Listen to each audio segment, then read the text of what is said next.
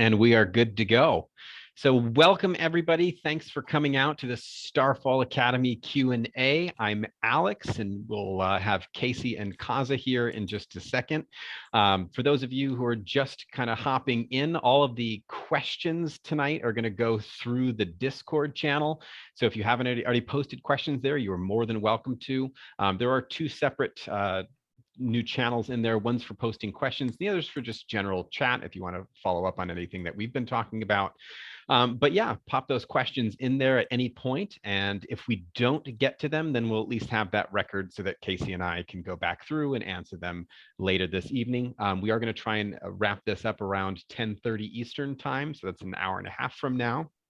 So yeah, feel free to stick around or pop in and out as you feel so led by the light, and we'll see what kind of ground we can cover this evening.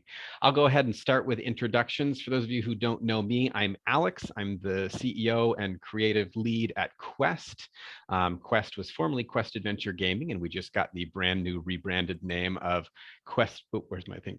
Quest Productions LLC. So that's pretty exciting. Also a bit of a pain in the butt, as we now have all sorts of broken web links that I have to go and fix this weekend, but we'll get there. Casey, you want to do a quick intro? Sure. Hi, I'm Casey. I am, what's my official title? Assistant Event Director. You are on this one. Event Director. I've been working with Quest now for 4 years, which is kind of crazy. And just excited to be here, excited to watch this whole random idea that we came up with one day and in your old escape room shop continue to grow more and more legs. That's right. And then the lovely Ms. Kaza, would you like to introduce yourself? Hello, everyone. My name is Kaza Marie, and I will be moderating this conversation for us tonight, taking your questions in the Discord. You can send them to me any way you want. I can't guarantee that I'll see them, but keep them in the Discord if you can. Text me, send it in the chat, whatever you need. Yeah, and I will be playing one of the masters at Starfall Academy. And I'm really excited to be here and get to know you guys and kind of hear what you have to ask, because for me, that'll be really helpful to know how to create the experience for you and design how the classes will be. So I'm really looking forward to this. That's all I got. Yeah, and Kaza mentioned that you'll be one of the cast members. Casey will be playing the role of Master Sendaro, and I will occasionally come out as Master Ko. For those of you who've seen our videos and photo shoots, it's been me under that mask, slowly suffocating. But all right, Kaza, you want to go ahead and start us off with some questions? Yes, so I have one question that came in from somebody who wasn't able to attend, and this one is a little bit about roleplay. They want to know, how deep are the religious plays going to be? They're intending on playing a Solinar, and that's very close to faith with the light, and just kind of wanted to know how much they can lean into that.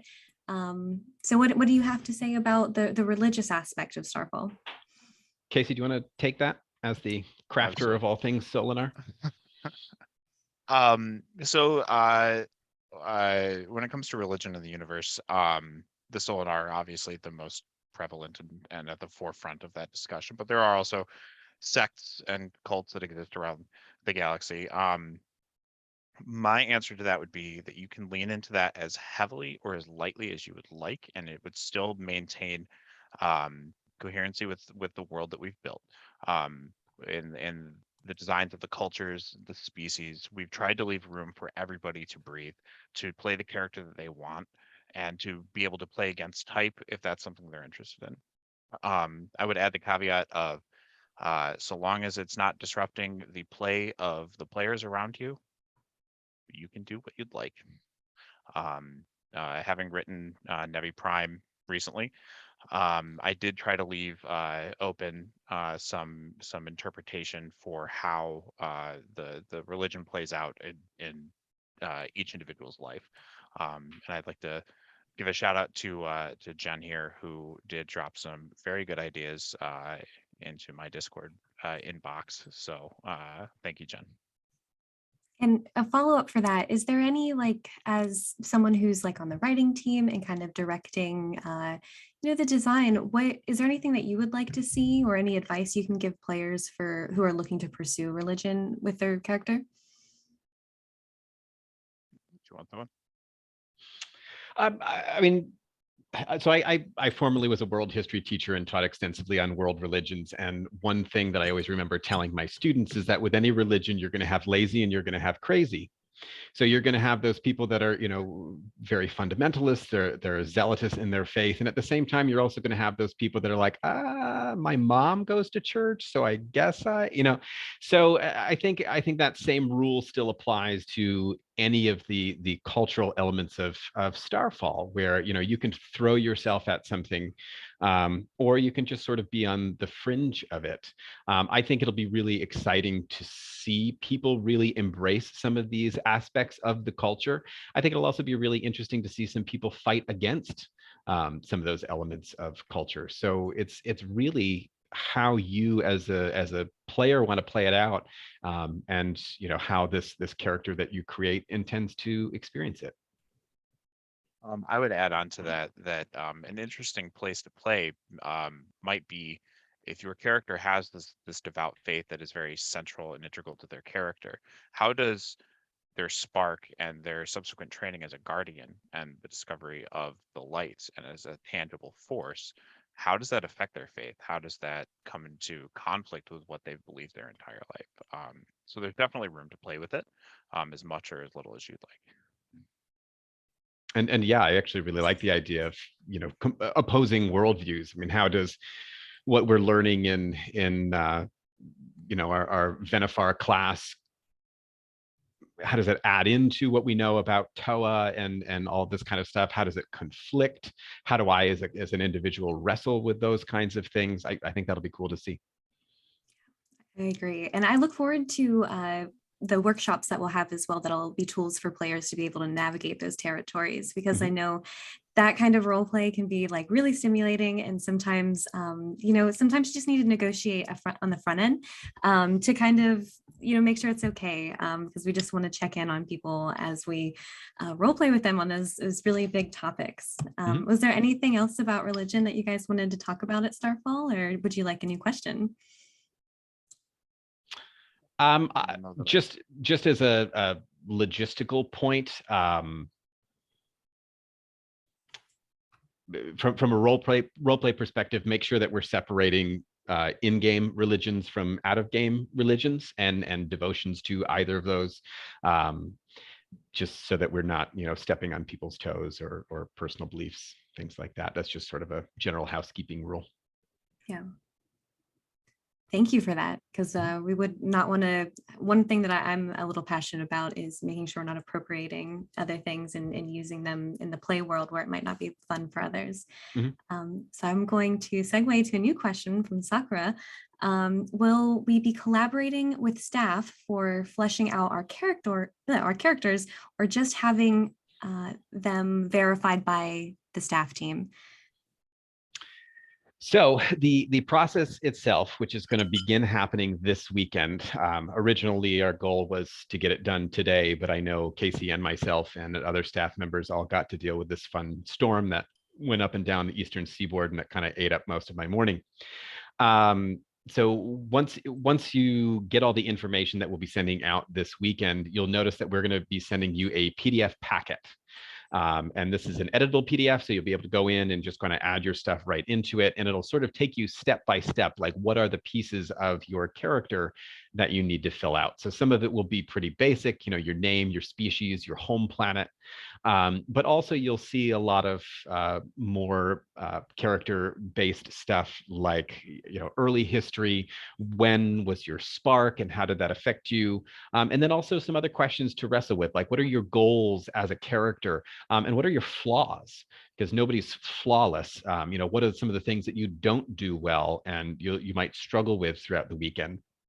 The document that you'll be filling out is essentially, it's an in-character document. We really want you to be thinking as your character and how your character might answer these sorts of questions in that universe.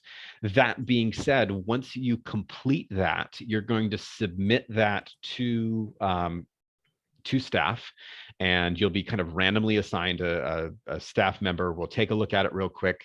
We'll kind of give you any feedback that we might offer. And if at that point you still need someone to kind of help you out, then absolutely yes, we'll be happy to sit down with you and help you brainstorm some new ideas.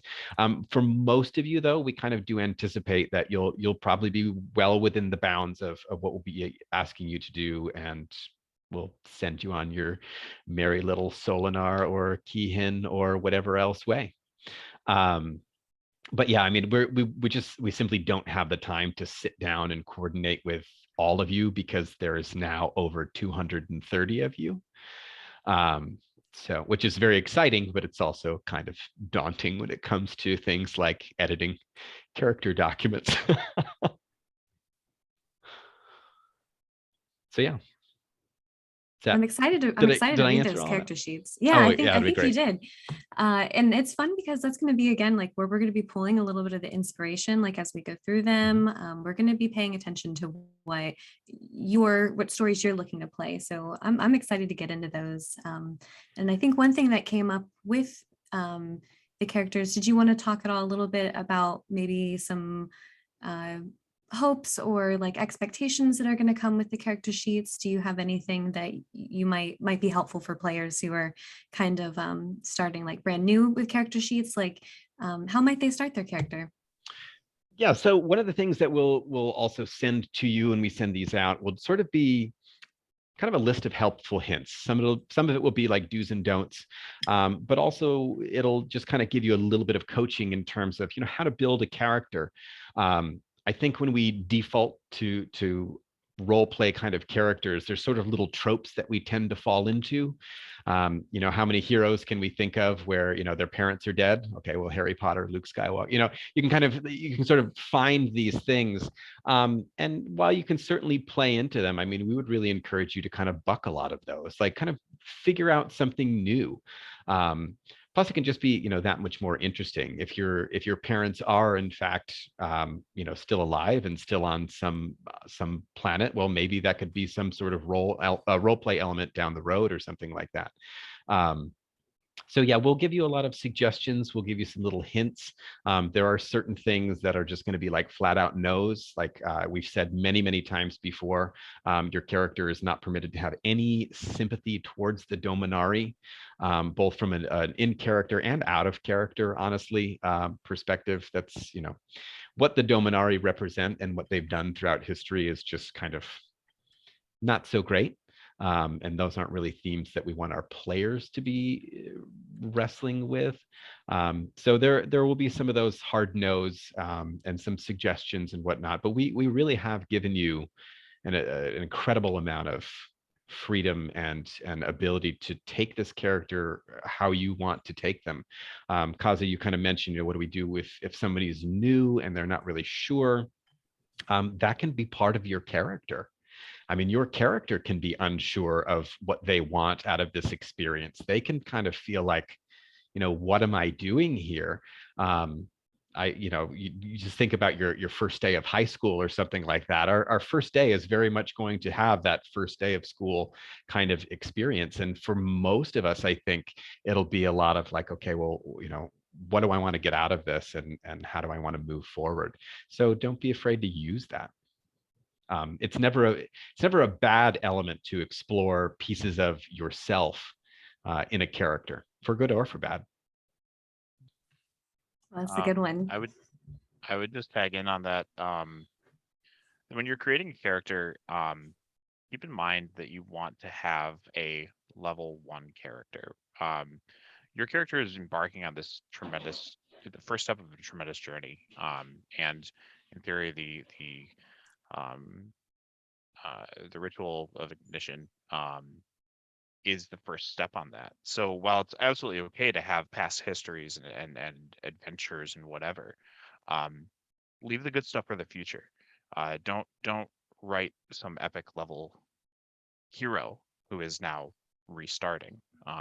I'm sure there's valid play in that, but I think that it will be Starfall overall, especially with the intention to be a game that runs for several years. I think developing a character who grows into that amazing adventurer is valid. Absolutely.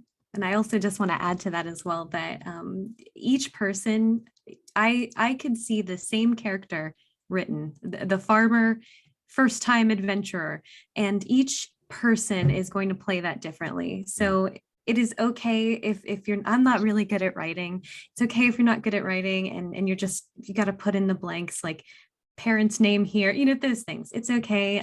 You will bring the experience. You are the experience. You will bring the character to life. So just keep that in mind. Anything else on character sheets that you guys would like to talk about? I would say don't have character envy. I know some people have, there's a channel in Discord, if you haven't played in that already, that's all sorts of different character inspirations and whatnot. Some of you have absolutely amazing ideas, but don't feel like you have to have that same amazing idea. You could have a super boring idea.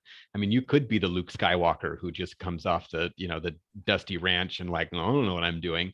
And then you could end up taking this thing in such a different way once you get going. So I would just say, don't get so caught up in what you put in that character sheet that you forget that, like Casey said, the coolest experiences are what's supposed to be moving forward, not what you wrote about having happened 10 years ago. Very good. Excellent. All right, I'm going to keep the ball rolling. So we have another question from Sakura asking, what will our dorms look like and what facilities will the participants have access to? I think I'm the only one of the three of us that can answer this question. What's that? You're the logistics guy. That's right. So all of the dorm rooms at Hampshire College and by default Starfall Academy are going to be single rooms. So they do include a twin-sized bed.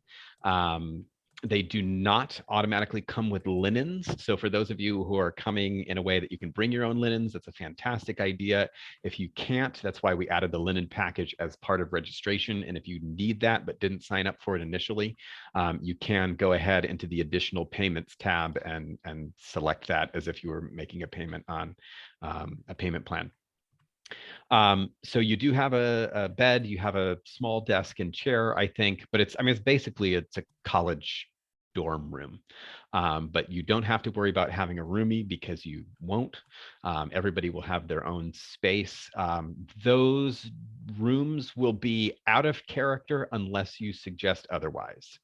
So if the door is closed, you don't go in there. That is someone's out of character room. If somebody's left the door open, or if they've put some sort of signage on it or something like that that lets you know, hey, there's in character stuff going on, then yeah, that's another story entirely. That's your space for the weekend.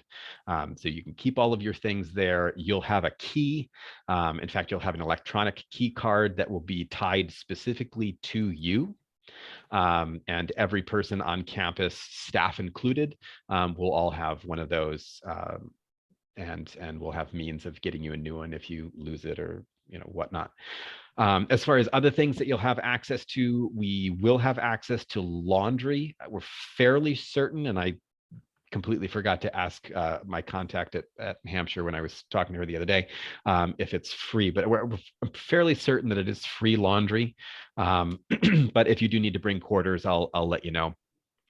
Laundry at a weekend LARP that's gold, those of you who've never done this before.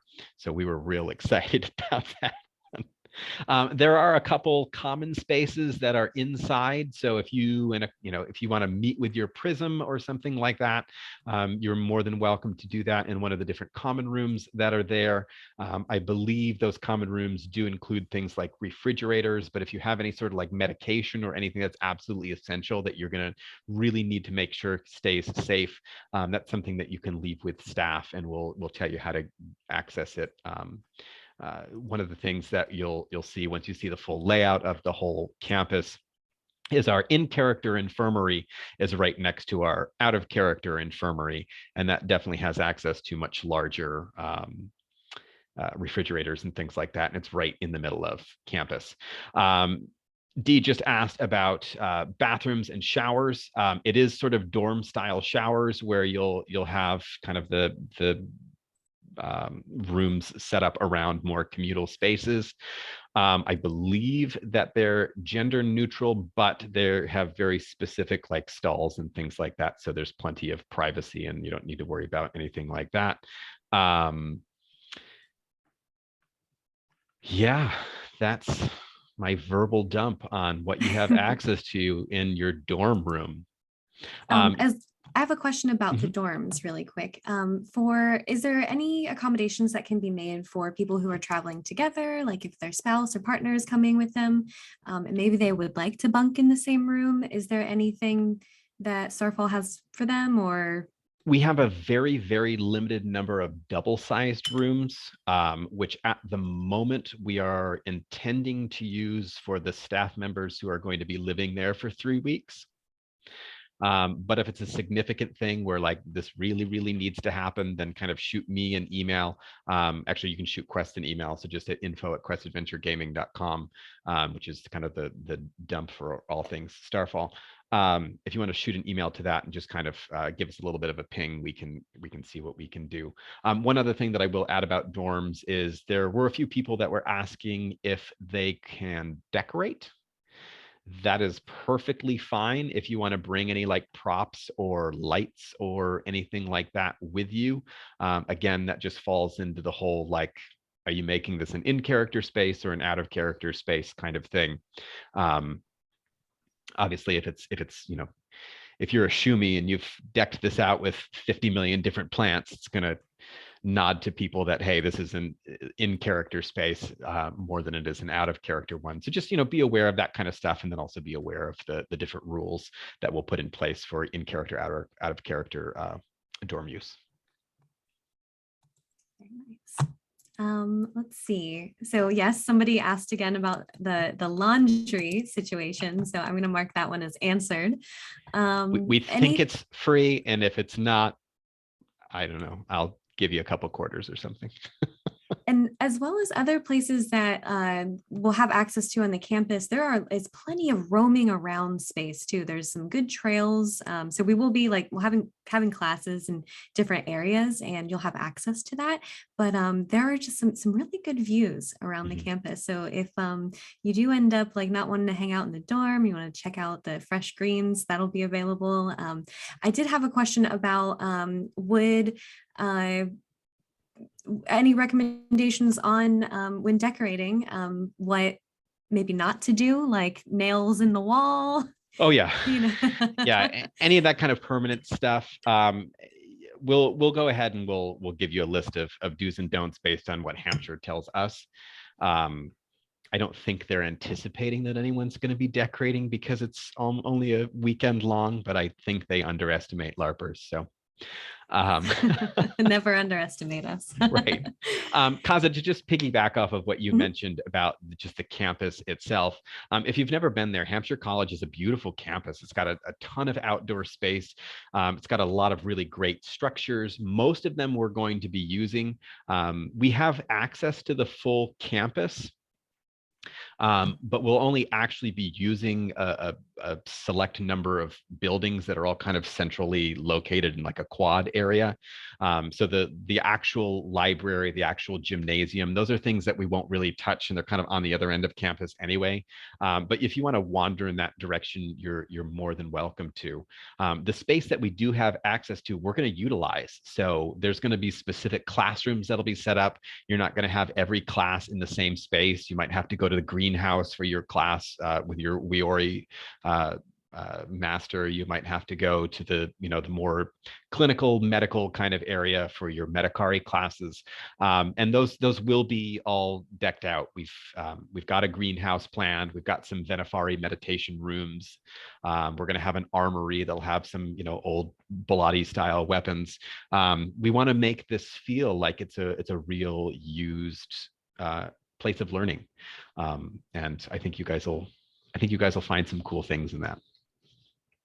And I was going to bring up that if there is anything that you are kind of hoping to play out, your character sheet is a good place for that, and a great place for us again to plan ahead for you. So always coming back to that with the character sheets. Make sure you tell us what you think. Yeah, there's a specific box about goals and aspirations, and that's the spot to let us know, like, hey, this would be really cool if. And we can't guarantee that we're going to be able to do everything, especially just over the course of 3.5 days that we're going to have together. But we'll see what we can do. Yeah. Now our next question comes from Z. Z wants to know, what is the costume approval process like? Is there anything specific you would want us to keep in mind for our costume submissions? Yes. Casey, is this one me or you got this? Well, first and foremost, I would say make sure that you review the costuming guidelines that are on the FAQ, I believe. I know there's been a lot of discussion, both in the Discord and private messages and emails. We really encourage you guys to wear neutral tones, because this is going to allow players to be more quickly identifiable by the color, and thus what sect they are in. That said, bear in mind that we are playing this at the end of June or beginning of July. It will likely be hot and humid. And for those of you who are wearing full silicone masks, you have all of my respect. For costuming, says the guy who's going to be wearing armor pieces, but that's beside the point. Yeah. Don't let him fool you. As far as as far as the submission process goes, I believe that we'll be again accepting photo submissions with the character packet being returned. And then if we do identify something that would be problematic or not appropriate for the universe, then we'll reach out to you to discuss, a solution to that. That said, read the worlds. I think that there's a lot of good information in the worlds, especially if you're declaring a certain home world. There's a lot of evocative text in there to kind of tell you what people from this planet look like. Most people are not galaxy-wide wanderers, so you would likely reflect the environment from which you come, and I think that dressing in a way that identifies you from being from Nevi Prime or from Shickle or wherever you're going to be will help with the visual identity of your character. Yeah, absolutely. And like Casey mentioned, we are going to ask that you submit costuming stuff alongside your character sheet, which if you've been following the calendar, we are asking for first drafts by March 1st.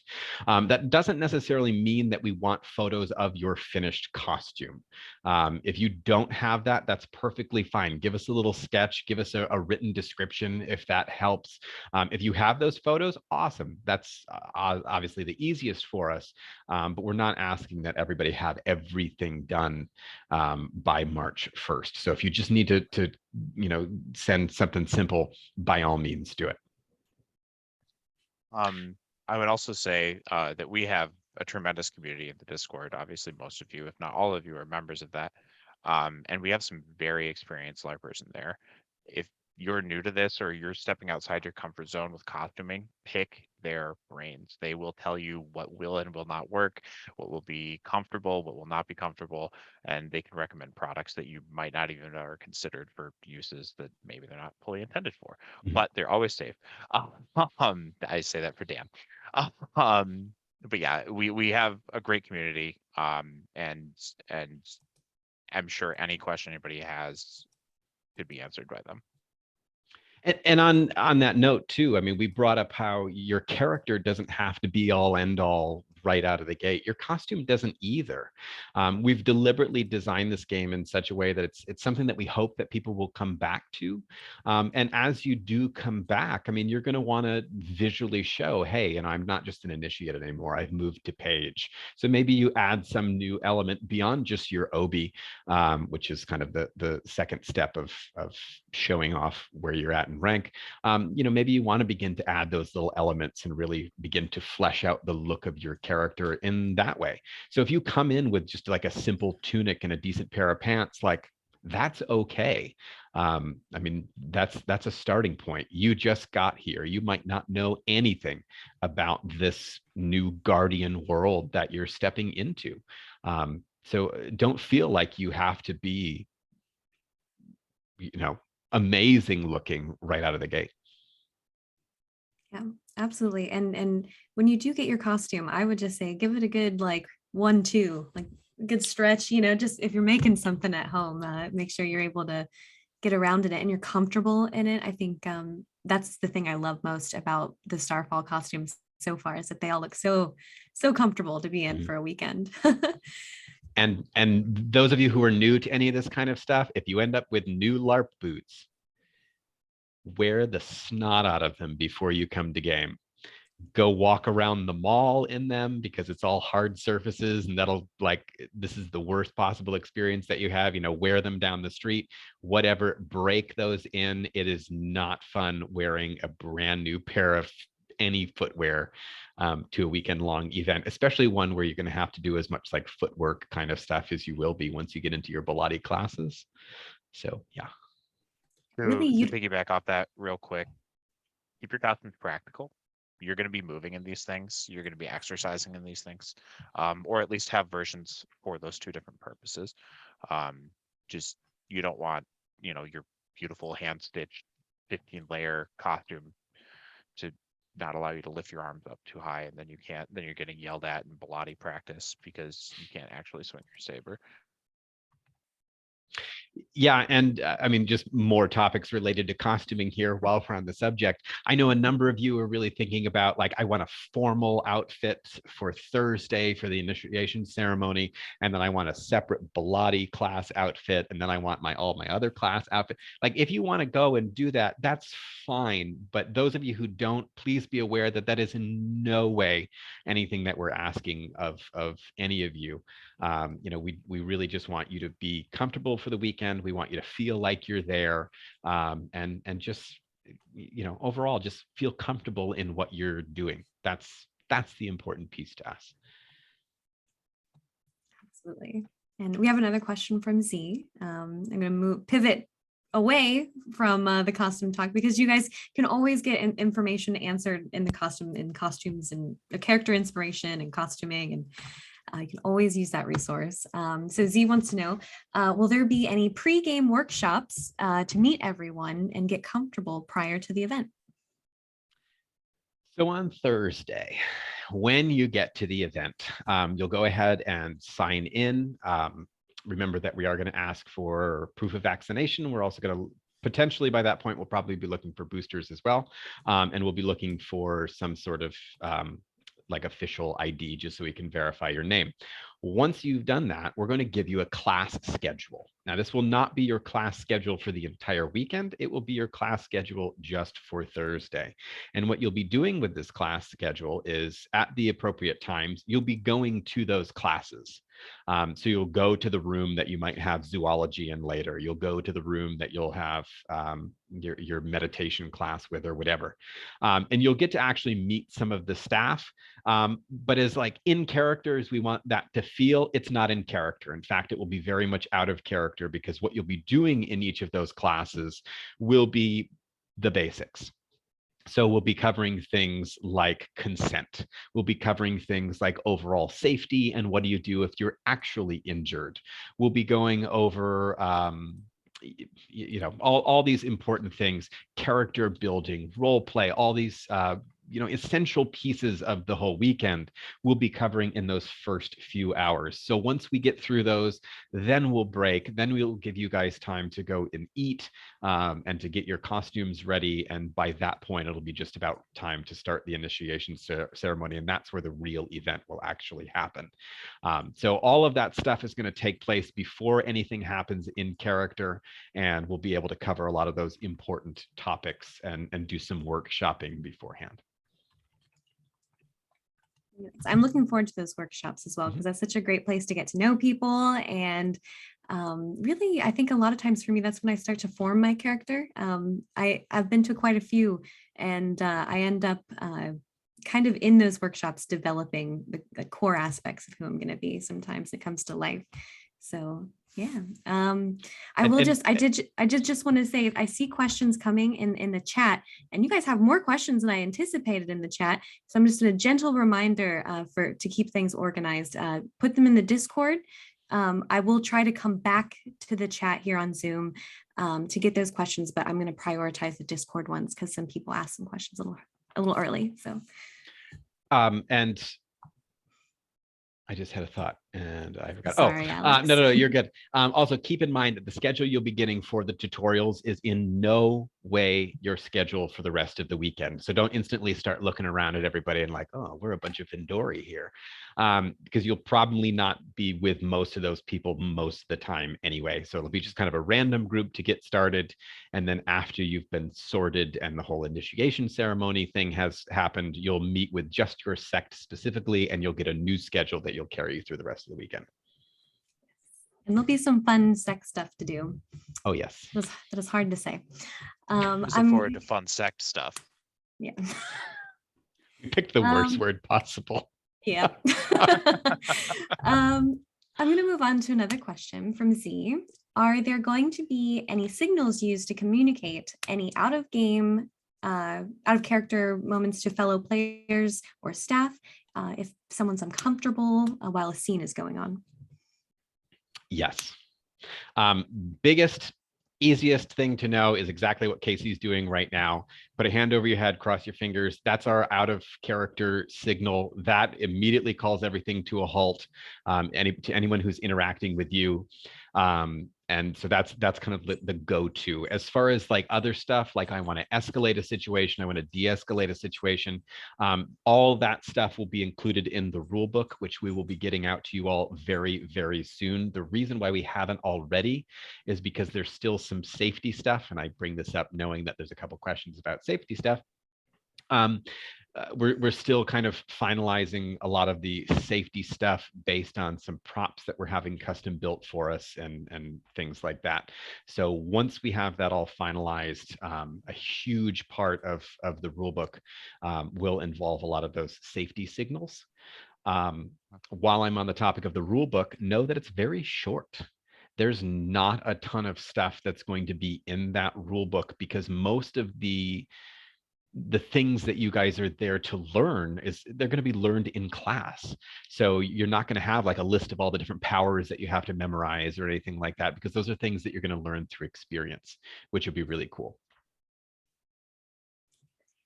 Very excellent. I got distracted by the cute pup that's come on screen. I did see that too. Yeah. And I was just going to ask, or I was just going to say, a lot of that too will probably be will be in the workshops as well, and we'll have practical time with it. So it's not like we're just going to throw these rules at you and you have to know them by the time you get there. In the workshop, we'll go over them and you'll have some time to like kind of practice it out. We've got another question from Z. What are you as staff excited about most for Starfall? I'm going to let you two answer this one first. Oh, come on, nose goes. I was scratching my leg. All right. I am most excited to see a quest production that I've been in communication since the very first real communication, really first idea come to fruition. I'm excited to see all of this lore and conversations that Alex and I have had in the wee hours of the morning and late at night and the spaces in between. I'm really excited to see all of that become a living, breathing world with players acting out and expanding on what we've already built. I think that it's going to be gratifying and what of you grieving, my favorite part of jamming always.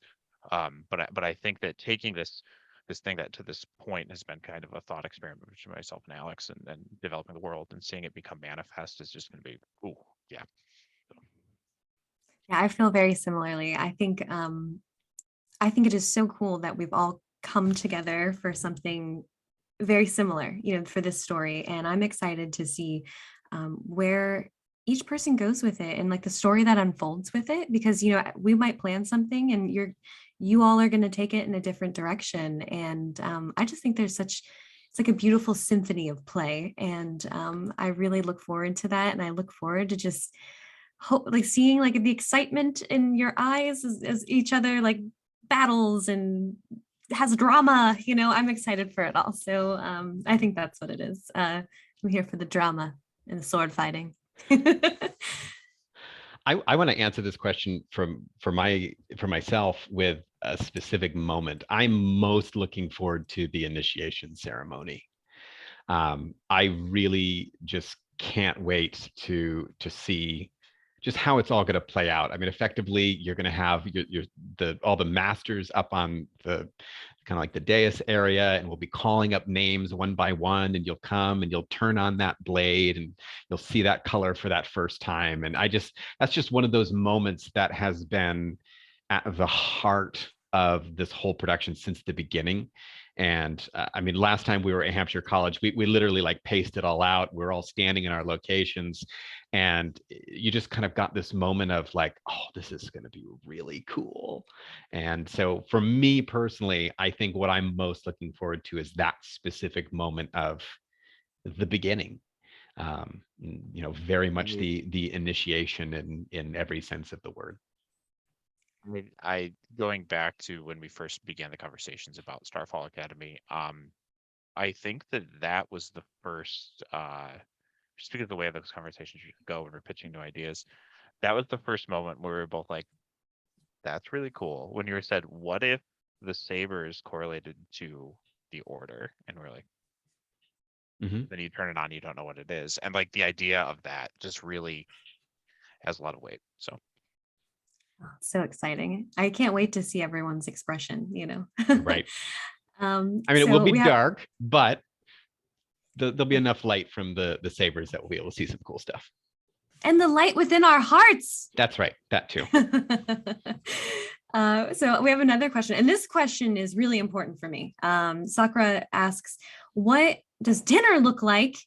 Will we have designated lunch periods? I'm always concerned about dinner. So would you mind? So it's a logistics question, so I'll take this one. Yes, all 3 meals are going to be provided by the event. They're going to be catered by the school, which has a very, very nice dining facility. All the meals will happen in the dining facilities, and we also have very specific times. So for each meal, I think we're giving you at least an hour. And so you can kind of float in and out at your leisure. And honestly, most of those meal times, with the exception of breakfast, most of those meal times also butt up into free time. So if you want to like go quickly eat and then go run off and cause some shenanigans for the remainder of the lunch period and free time, you can go ahead and do that. But it is going to be one of those times where, yes, it will be in character, but it won't be busy. Like it'll just be sort of like downtime where you can be your character and do those things that you want to do. So all meals in the dining hall, everybody will have specific times. And as far as like meal options and things like that, they are well aware that we've got people with dietary restrictions and they're going to be accommodating all of that. We still haven't hashed out the menu. That's something that what is the 4th? I will be doing the end of this month. So if you've not yet indicated on your survey, your player survey, that you have various dietary restrictions, definitely go back in there and edit that, or let us know via the info@Quest Adventure Gaming email. I was also going to ask on that, will we have access to the vending machines that are on campus? Yes, there will be vending machines, and also we'll just have like a snack area. So I'm a chronic snacker, and we'll just have snacks and drinks and stuff that'll be available even if it's not a meal time. And we usually have a pretty wide variety of stuff, so you can grab whatever it is that you want. And we definitely take into account different dietary restrictions with that as well. There's a grocery store nearby, very nearby. So it's a great little spot too. Yeah, I love it. Market kind of thing. Yeah. If you want to get a taste of New England, it's this place.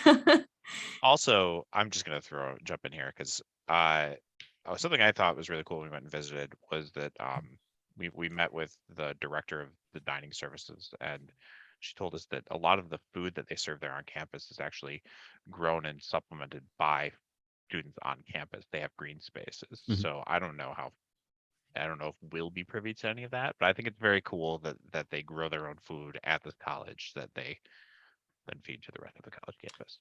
Yeah, Hampshire College as a whole is just very into sustainability, social justice, honestly, a lot of issues that we as a company also hold dear. So it was just really, really cool to be able to partner with them for all of this. But yeah, that was definitely one thing that we were all like, oh, that's cool.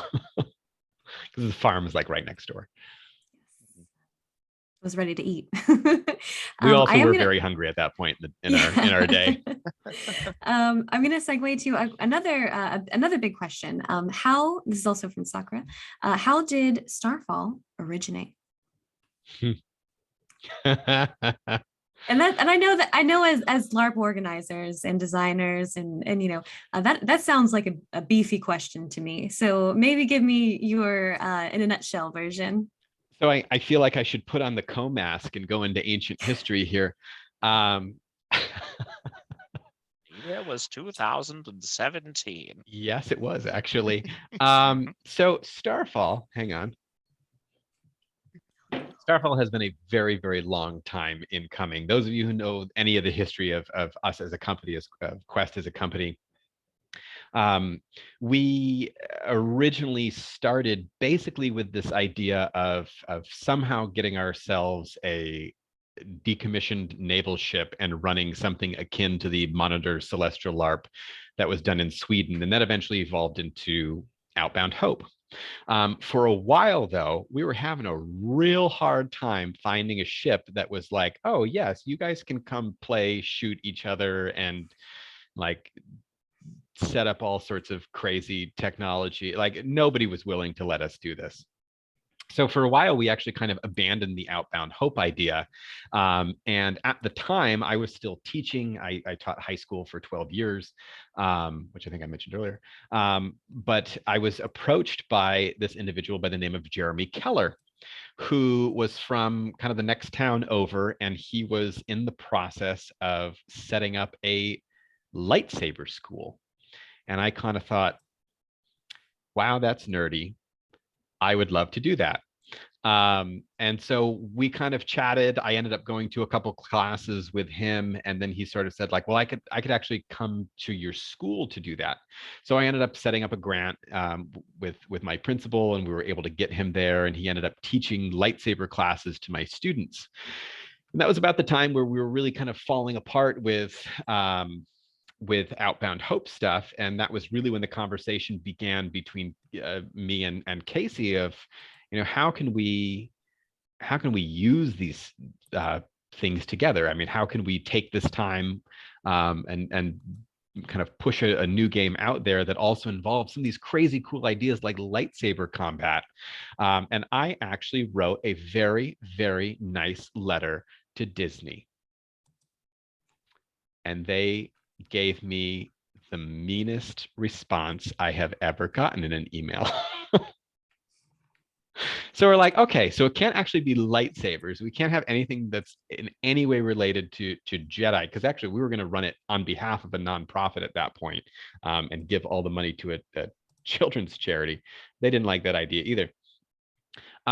So we kind of started to develop this world basically by just like spitballing and having these awkward conversations of like, well, red is bad. Do we want to keep red bad? Like just all this kind of stuff. And slowly the Starfall universe kind of took root. And then we now began to face the problem of, well, even though we had found our boat, now we had to find a college that was going to let us have grown adults swinging around lightsabers. So that became another fun logistical problem. But yeah, it's just one of those things that like over time it's developed, and it's just been so cool to see how it's grown. we've had so many different variations of what would be the alien species or the different sects or some of the big important planets or the histories. And it's been really fun to see it take on a life of its own. And so when Casey says that, can't wait to see all of this actually happen, there's such a long history behind that of excitement and just waiting to see what you guys are able to do with this world. I think so Alex had done most of that prior to my involvement, but for those of you that don't know, Quest had a storefront location in Watkins Glen, New York for a while, where Alex ran really, really amazing escape rooms. And I was in there one day and we were doing that thing where I was supposed to leave like an hour and a half before, but it was like, oh, one more thing. And then he goes, oh, hold on, I want to show you something real quick. And he opens the office door and there's Alex's whiteboard. And if you've ever been in an idea session with Alex, as soon as the whiteboard is involved, you're really cooking. Things are official. Also, you're not leaving. You're not leaving. And he had all these colors, drawn out and all these different concepts and ideas. And he goes, what do you think? And I said, I think I have to leave an hour ago. I will take a picture.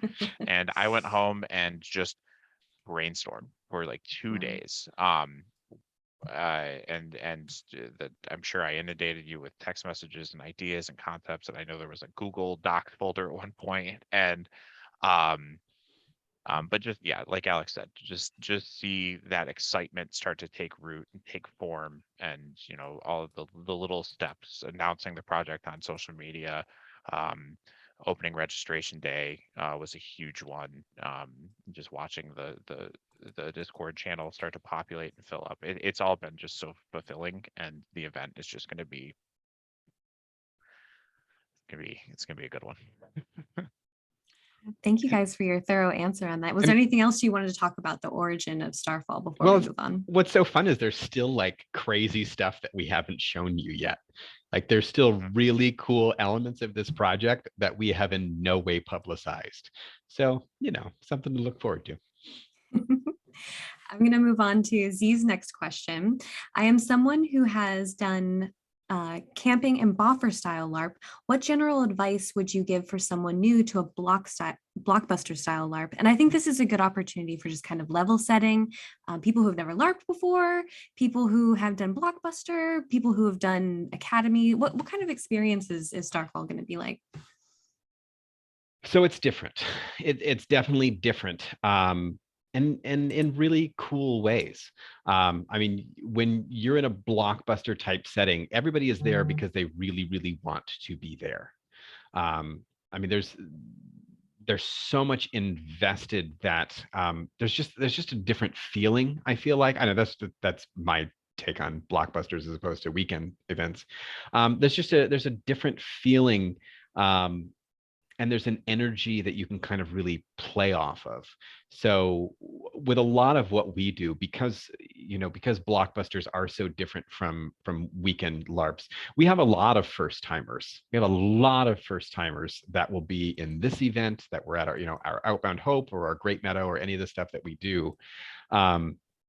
And I think, especially once you get into like the tutorials and we walk through all those things, it's so easy to just kind of fall into that experience.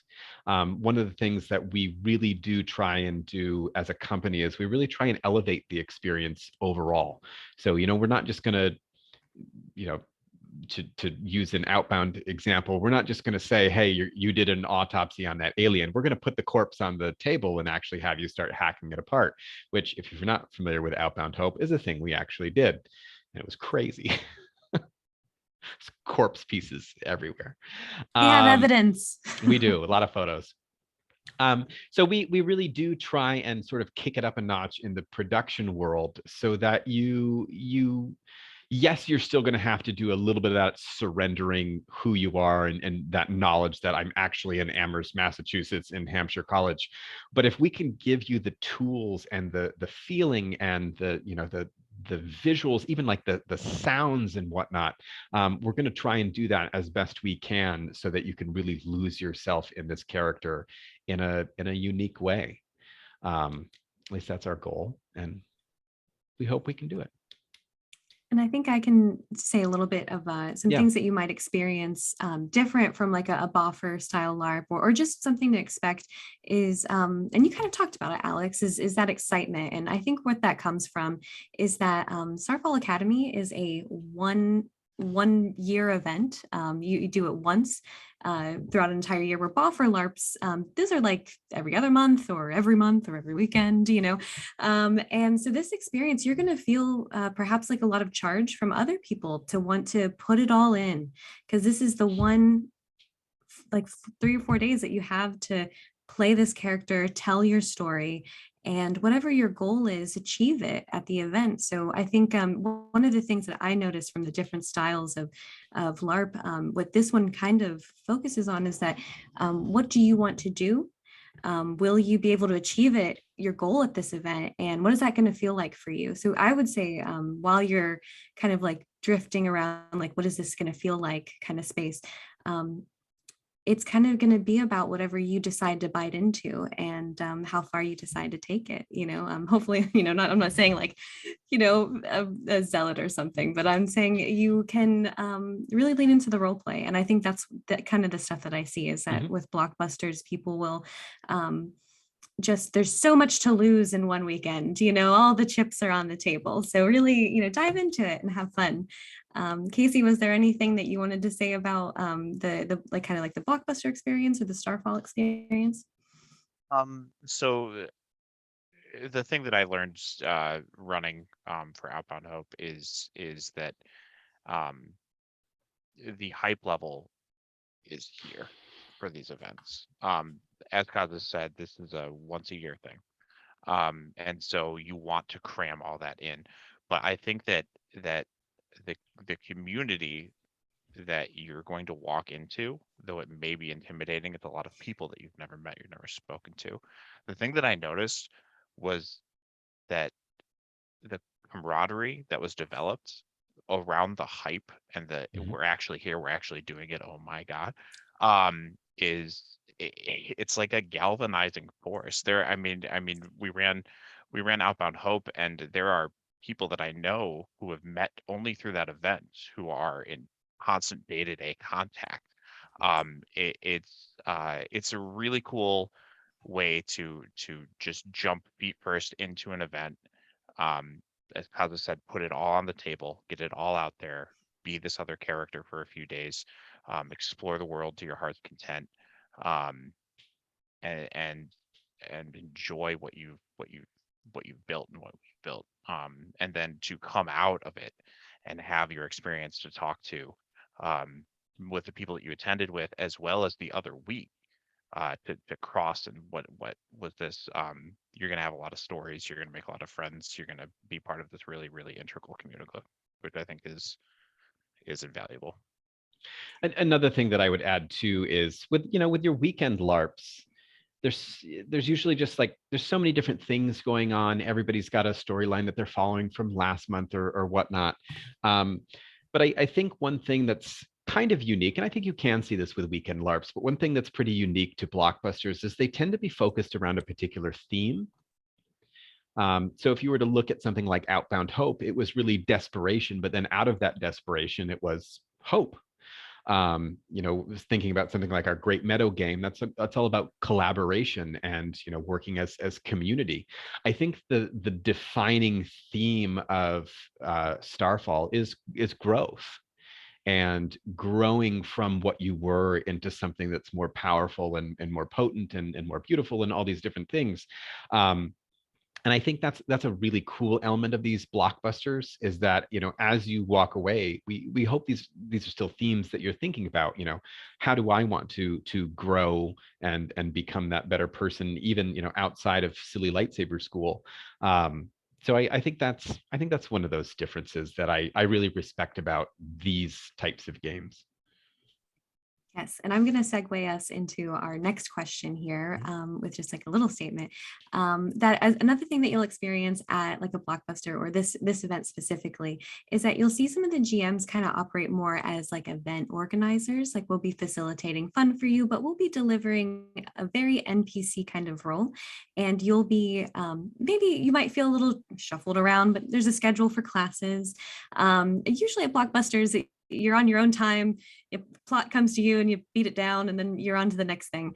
This will have a little bit more of a schedule to it. And so this question comes from Chantal, which asks, will there be certain hours designated for soft downtime? Just looking for the ability to, like pause, sleep, remove makeup, shower, reapply makeup. So will there be some downtime for players and what will that look like? 12 to 8. Yes, from 12 a.m. to 8 a.m. That is going to be lights out. Staff will not be running any plot whatsoever. There will not be any classes or extracurricular activities. If you want to like really not sleep and go run around campus with your brand new yellow lightsaber because you can, like, okay. You will be discouraged, but okay. We're gonna. I will put the comb mask on and give you the stink eye. But I mean that's you. We're really going to encourage, between 12 and 8, like go to bed. You have class in the morning. It starts at 9 o'clock. So yes, we will definitely have downtime. We're also going to have specific in-character time that doesn't necessarily have stuff going on. So there are certainly going to be times during the day where you don't have classes. We might have a couple different extracurricular activities, like if you really want to go do an extra lesson in saber combat, or you want to go do whatever, you can. But I think a big part of this is really kind of having that opportunity to do what you want to do. And so for that reason, Jen, that is exactly what I want to do with my life. Dress up in the mask with pajamas and yell at people. That's all I've ever wanted, actually. So yes, you will definitely have those down times where you can kind of explore the campus, go on little side quests because, hey, you heard that cool thing in Ko's history class, and like, let's go see if it's real, whatnot. But we are definitely going to have times where there's like nothing going on. And I will tell you right now that is between 12 a.m. and 8 a.m. Yeah, and you might see us encouraging you to sleep. We really want you to look after yourself. You're away from home. You're traveling. We're going to be running around with lightsabers or crystal sabers. Crystal sabers. Don't let the light hear me. And so you might see some from staff a little bit saying like looking after you, and you also will never be penalized. I'll say from me or and other staff that if you need to step away and retouch up your makeup, or you need to go to the bathroom, or the thing isn't for you, you're more than welcome to just find comfort for yourself, because we want this to be a fun experience and not have anybody walk away from it being like, I couldn't apply my makeup. Of course you can. Answer is yes.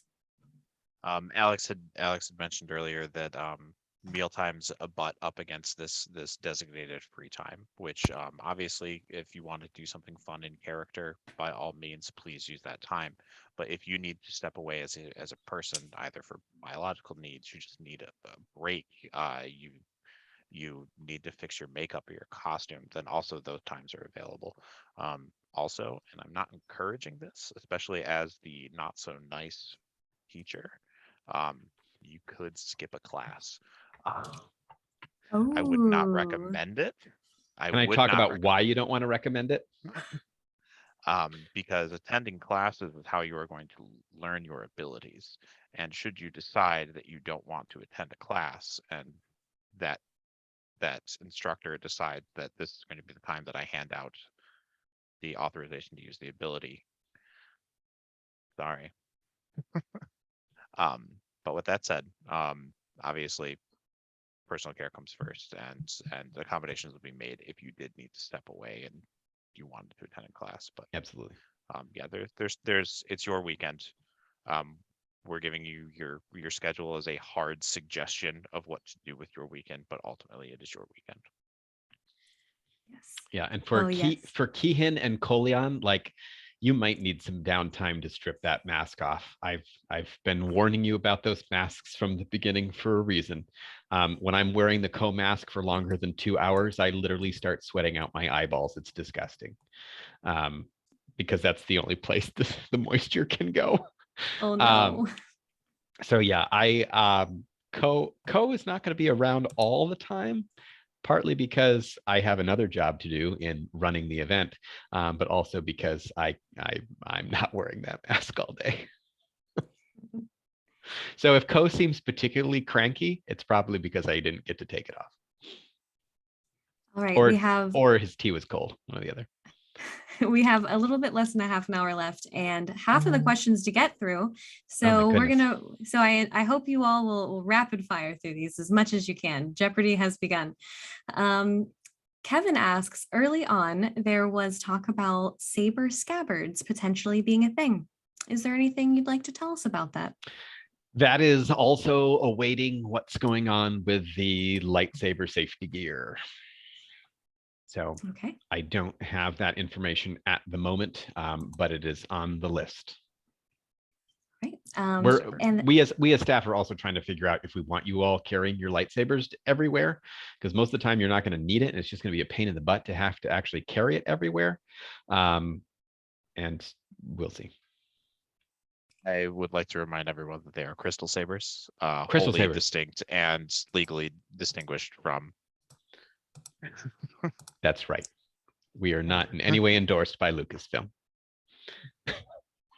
And so this is the next part. Can you tell us anything about Starfall merch? Well, I just happen to have this handy hat right here. Yeah, I want one of those hats. Right? Oh, I can't. I have a headset on. Sorry. Yeah, no, that is something that we're working on.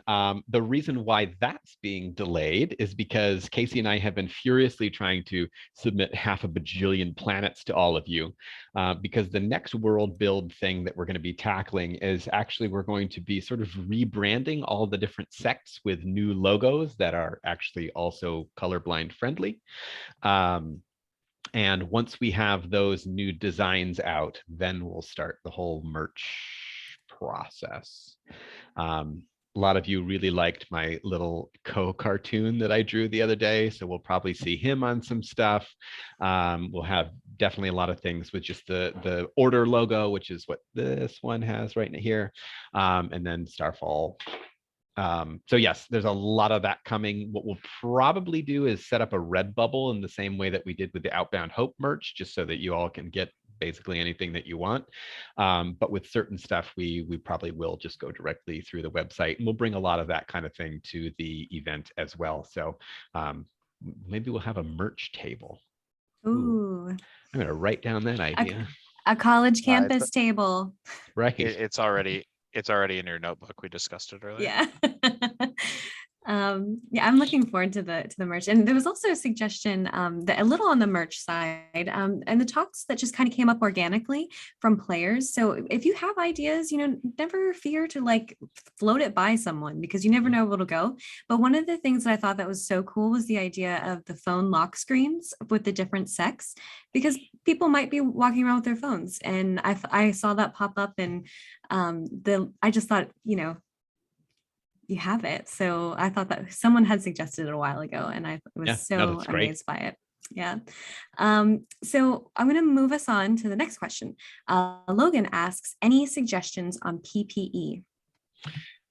So I think I followed up with, do we mean COVID? And I think what was meant was lightsaber stuff. More in the line with the lightsaber classes, but COVID at, oh my gosh, the light be with me. More in line with the saber classes, but COVID as well. Sorry, right. Logan. So we can start with the COVID piece, and the COVID thing. At this point, we have no idea where COVID is going to be come June. I am like, watching the CDC stuff like a hawk, trying to figure out best practices and whatnot. Wherever we're at that point, we will be following it. So if we still need to wear masks while we're inside in classroom settings, that's fine. Like we'll get there. And we will certainly have masks on hand for people to use. If people want to bring their own, that's fine. So that's kind of the COVID end of things. From the like protecting my hands against the fact that we're swinging around plastic blades. One of the things that we are working very closely with B3, and if you're not familiar with B3, they're a smaller scale LARP production company that does a lot of really cool stuff with props and weapons and things like that. I actually want to touch on what Jen just asked right there, because that's a huge deal, and we'll come back to that. So we're working very closely with B3 to come up with, can I just say it? We call it the lightsaber condom. We don't really have a better name for it, and I'm sorry if that's crude, but it's effectively a hunk of foam that will slide over your actual plastic blade. It's kind of something akin to what Calamisil has been doing with some of their work. And thank you, Jason. And so yeah, we're gonna test that out once we have it. We should have it within the next few weeks, and that will give us a sense of, do we need things like gloves, which is something that's typically required by Ludosport. But obviously we are not Ludosport, and they don't have their fancy saber sheaths. Doesn't have the I like same saber sheaths. That's hard to say, but I like it better. right. We need to come up with a term for it anyway. So once we have all that safety stuff, again, that's kind of the reason why we've been waiting on a lot of the safety rules and rules in total. Once we have that, we'll have a better idea of, should you bring your own gloves? Will we have gloves available? That's coming. We will definitely release that information as we have it. And it sounds like you plan to kind of have some of that stuff, you'll be able to provide that as well. So as much as we can, absolutely. Mm-hmm. And I think so players should really be able just like focus on masks, and like as the mandates come out and as we're pay attention to the mask mandates and also the vaccine policies, because I think we have someone on staff that's been helping us with that, but we will release the information about what is considered fully vaccinated at that time, because some of the vaccines wear out after 6 months. So people will have to show that they've received that follow-up vaccine. Yeah, we do, as Kaza just mentioned, we do have a staff member who is working closely with the CDC on a number of issues, and COVID is certainly one of them. So it's been super handy having him as part of the team, because then we can go ahead and see like, okay, well, where are we at? Where are we going to be in 3 months and whatnot? Jen asked, how is that going to apply to Coleon and Keehin? And yes, we're working on that. It might be that, because I was trying to problem solve this the other day as I was looking at Ko's face, and I was like, how could I potentially put a mask on that? And it might be that we have to get one of those clips that just sort of like clip behind your head and then like pulls back around, because Coleon and Keehin don't have ears. Those of you who are not familiar with the alien xenobiology of the Starfall world. But yeah, we'll get creative. We'll figure it out. We'll also offer help for you as well. So, and if you get bogged down, always reach out to staff, and the staff email will be there for you. I'm going to move on to the next question. This one's from Erica. Erica wants to know how the conversation went. Just talk about the concept of the event and how it went from that to, it would be cool if we ran it out of college. I mean, Casey, you kind of hit on most of that. And I think the space became available, was the space kind of came to you all, right?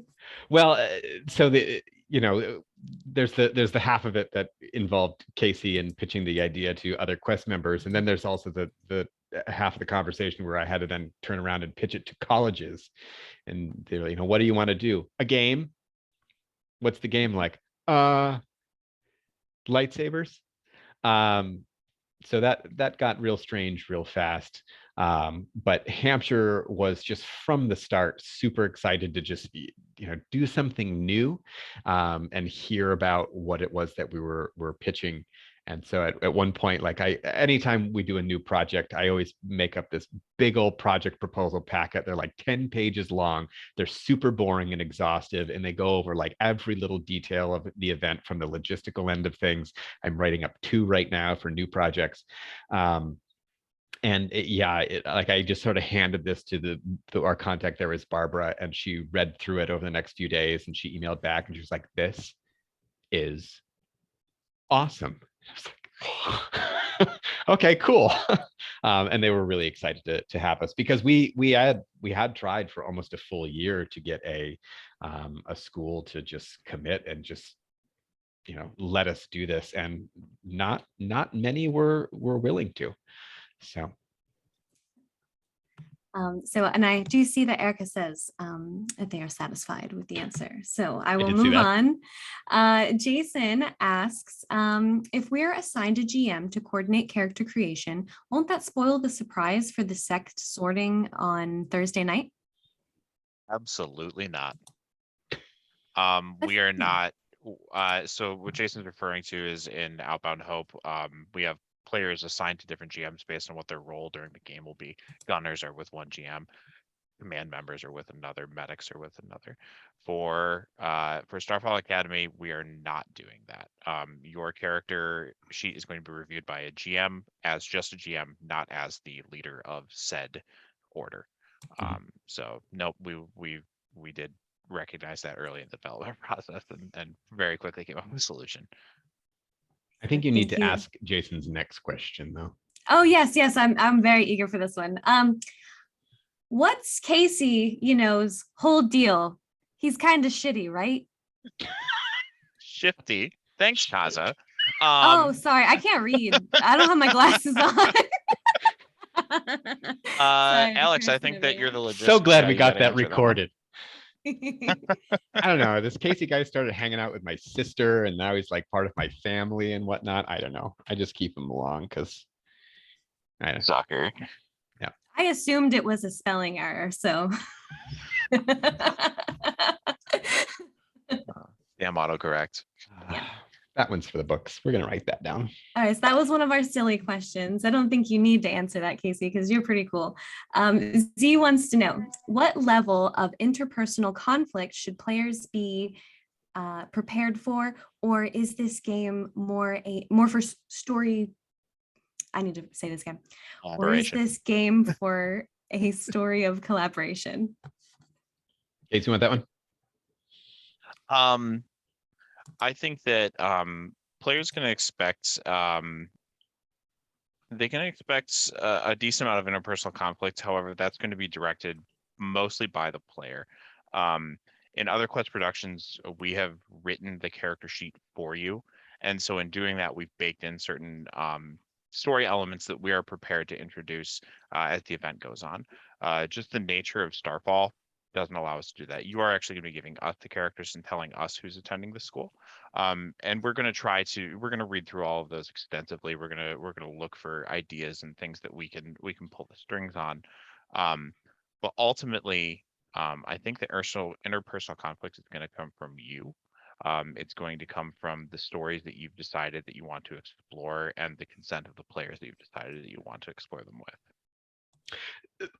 To piggyback off of that, also, I mean, our goal is not to promote interpersonal conflict with this game. I mean, this is a school.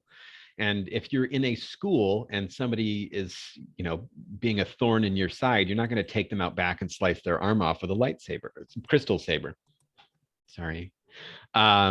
I mean, that's not the goal here. Our goal is not to get you all to fight each other.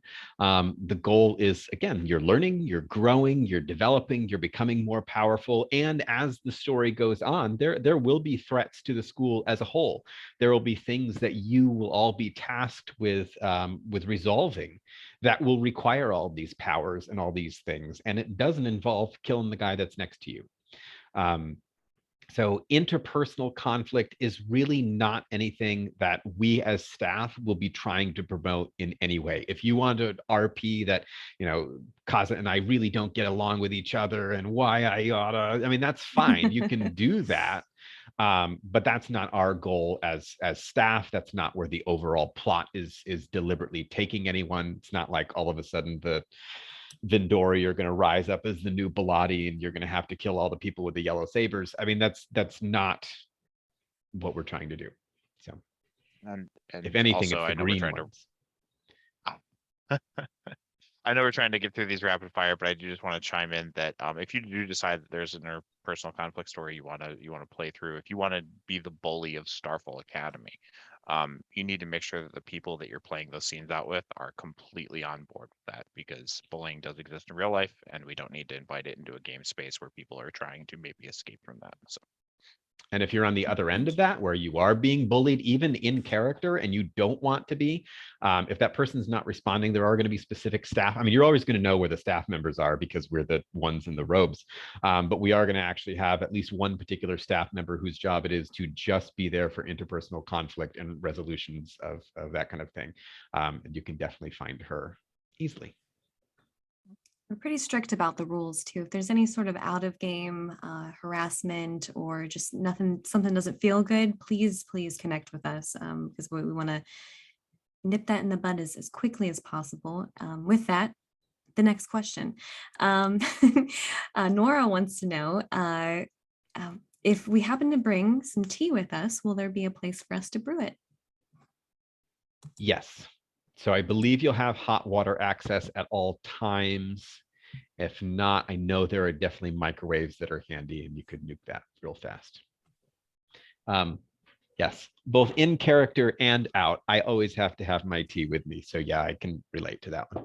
Oh yeah, I think there will probably be like a hot tea kettle in the Venafari meditation room, just like one of those electric ones. So if you ever need tea, like I'm there and I'll have stuff for you. So please come have tea with me, Nora.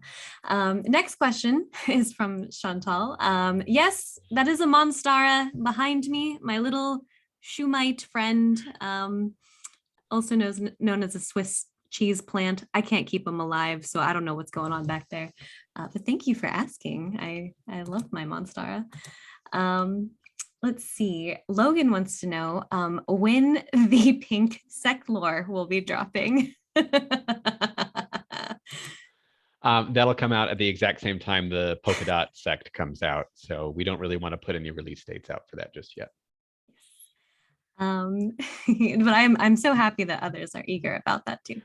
Erica wants to know who has the cutest pet among staff, and proof is required. Nico, come here. I have no one to contribute. I gotta summon mine. Come here. That's Nico. Yes, I did build a barrier because otherwise he would be chewing at my feet right now. So hi, bud. You can go back to sleep now. Thank you, Erica.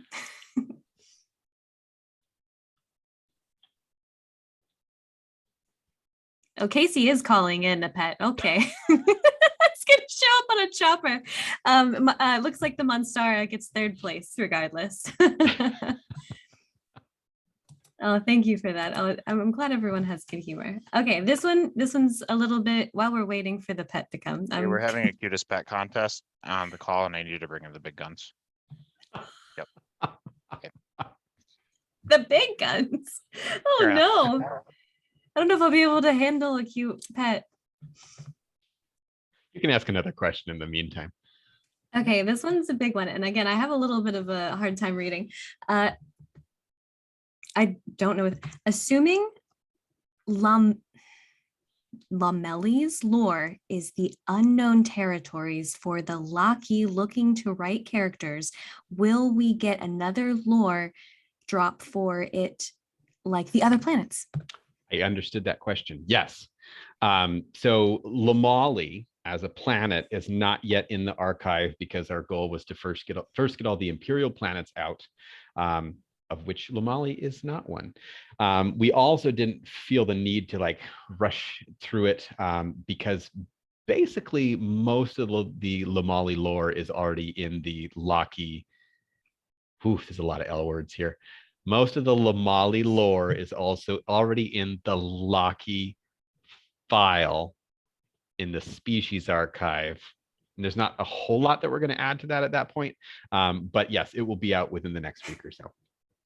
That's a lot of words. And can and do Loki need to be from Lamali? Yes, they have to be.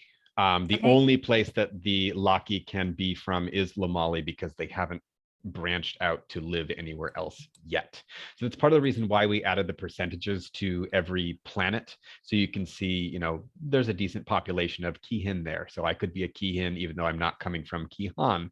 But yeah, you can kind of judge based on those percentages. You know, are there members of my species there? Lamali are the Loki are the only sentient species on Lamali, and they are the only wow, words. No, Loki have to be from Lamali. That end of story. I'm words. Quick, Kaza, another question. Okay, another question. Okay, so it is 10:30. I don't know. We have plenty more questions to get through. Can I see some hands in the chat if you're going to stick around for this? Erica just says, I really don't regret making the tongue twister species. Thank you. All right, so some people want to stick around. They want to get the answers. Alex, Casey, are you guys good for staying around? Yeah, I can do another 15 minutes or so. That's fine. Yeah, absolutely. I'm here all night for Just you me guys. and Nico tonight.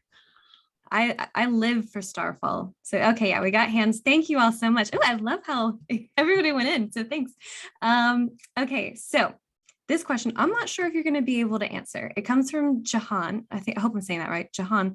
And they want to know broadly, how are people who were Dominari mind tricked how were they tricked into fighting on the wrong side of the rebellion and not otherwise viewed as space mongers?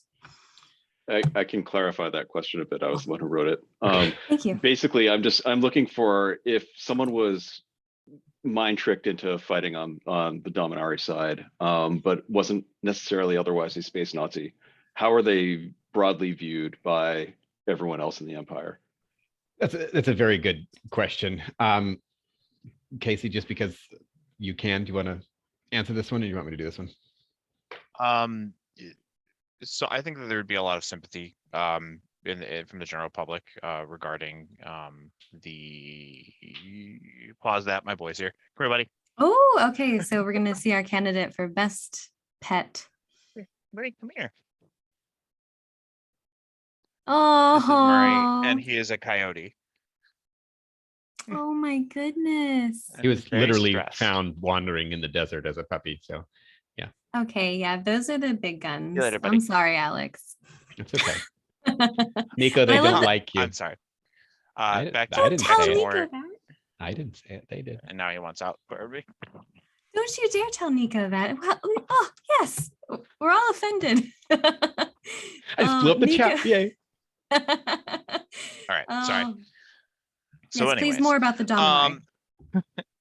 I think there'd be a great deal of sympathy towards them, being held against your will to do anything that you didn't expressly want to do is pretty terrible. I can imagine that there would be individuals who aren't able to get past that, but much like conflict in the real world, there is intended to be a lot of complexity in the Starfall lore. So I think that there could be a lot of people who have not forgiven and have not forgotten, which is a truly unfortunate thing. But it is something that we're ready to explore within the lore. Also, that said, the Dominari, especially towards the beginning of the rebellion, had a legitimate-ish sounding claim. They were attempting to continue the empire as it had existed up to that point, and so I think that the idea that the Dominari descended on all of these worlds and claimed them all and forced them to comply right off the get-go might be a bit of a misconception. They were already integrated into society very well. And so as what the Dominari viewed as the Vindori's play for power, as that came into play, they were able to pull on a lot of these ties and things that they already had, and basically instigate this war. Now, as their practices became revealed, obviously planets would turn against them, and they were forced to take more of a heavy hand. But I think that it's understandable if towards the beginning of the conflict there was that gray area. Now, obviously, we've said, and I will repeat, these are not people, and they're not people we want represented in our game. They are the bad guys, and they will remain the bad guy. But there is gray area in how the people they use were viewed. Mhm. And also to that extent, it has a lot to do with the source of the viewer. So for those of you who in the last half hour already read some of the new planets, Misrin got hit real hard, and it's still almost an element of their culture to be struggling with this sense of essentially post-traumatic stress disorder. And so for a group like that, it's going to be harder to just shrug off like, oh, you were mind bent. Yeah, that's okay. I get it. Whereas, somebody from Titus is going to be struggling with the fact that we're like, yeah, we bought into it hook, line, and sinker. So I think it has a lot to do with the it has a lot to do with the audience. And like Casey said, like any real world situation, it's going to be complicated. Yeah, and those feelings are going to be, just speaking on mental health a little bit as well. Sometimes that stuff might come up. And so just again, a gentle reminder for anyone who wants to role play some of those harder topics, just kind of check in with the people that you're playing with, or even kind of check in with yourself. Are you ready to play with that? Are you, like for me, I still suffer from CPTSD. And so it's hard for me to play a villain because I just can't wrap my head around it. So just, think about if you're able to play that role. So just be careful and communicate, and always reach out to staff. Any other, we have some more questions. So anything else Peter, did you feel satisfied? I am completely satisfied with all the answers. Thank you so much. No, Absolutely. Thank you for asking. Anything, Casey and Alex, you'd like to comment further, or would you like a new question? With all of this history stuff, we deliberately wanted to make it as a real world history kind of feel, because in history it's very, very hard to find those situations where you have like distinct good guys and distinct bad guys. And so, yeah, there is definitely, like Casey said, legitimate claim to what the Dominari did. It's just how they did it that really helps to establish them as decidedly being our baddies. But everybody else isn't perfect. I mean, the Bellotti certainly fell for it. A good portion of the Weori did. The Vindori and the Medicari and the Venifari aren't perfect. There's going to be some little gray areas that they kind of ventured into, but we do want to still have those forces of good and evil and play to some of those as well. All right, Kevin has another question. Has a follow-up question, not another, but follow-up question on collaborating with Quest on character creation. Will those of us with linked backstories be assigned to the same staff members for oversight? Probably not, because we won't know that those links exist until after we've already started reading the character backstory. But we'll probably, if I have one member and Casey has the other, I'll probably just, check in with them. Hey, are you aware that this is a thing? And we'll go from there. That's probably not anything that you'd have to really worry about. But if in fact, like, we do need to sit down with both of these characters and kind of workshop something, then yeah, I would either probably throw both at Casey or take Casey's, and we could work together in that sense. And